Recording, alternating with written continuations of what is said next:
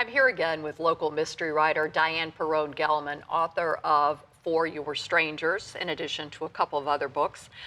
You've started a series now that takes place in 1872, Yep. right after the Great Fire. And it really involves your heritage, the Catholicism and the Judaism from your marriage. And tell us about this unlikely crime-solving duo.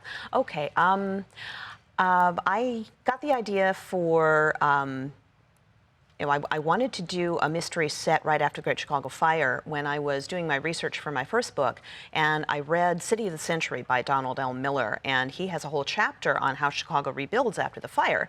And he goes into the fact that a lot of people left and a lot of people came in because they now wanted to make their fortunes in this rebuilding city. Well, that included the criminal element. And police work back in those days, you knew who the usual suspects were. They knew them by sight. Well, now they've lost a lot of their usual suspects, and a whole bunch of new usual suspects have come in. So the police are kind of at sea and having to figure all this out. And I thought, that's the perfect setting to do a police procedural. So that was Hanley.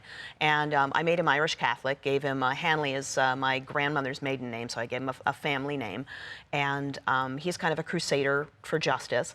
And then I thought, I was trying to think, well, who dies? And I thought it would be nice to bring in Chicago's Jewish community, because my husband is Jewish, I'm Irish Catholic, so we kind of had some experience with the Jewish-Catholic divide when we were, getting married and in the run-up to wedding ceremonies. And I thought, geez, what about a couple like that back in the day? How hard would that have been? This is a young, protected, in that era, Jewish girl whose dad was a rabbi. Right, yeah, this is the rabbi's daughter in this little Orthodox community, because there were, the Jewish population in Chicago at the time, Reform Jews who had come from Germany were much more assimilated, and I wanted to give Hanley more obstacles than that, and so there were very tiny, more Orthodox communities from places in Poland and Galicia they're kind of the outriders of the big waves that are going to come in the 1880s, but they're already starting to come. And those communities are a lot more insular. They went through a lot more rough experiences back in the old country than the more assimilated German Reform Jews did. And so I thought, okay, that's my community there.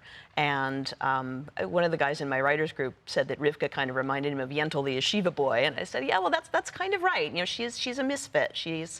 She loves her people and it's home, but she's too smart. She's too passionate. She doesn't quite fit.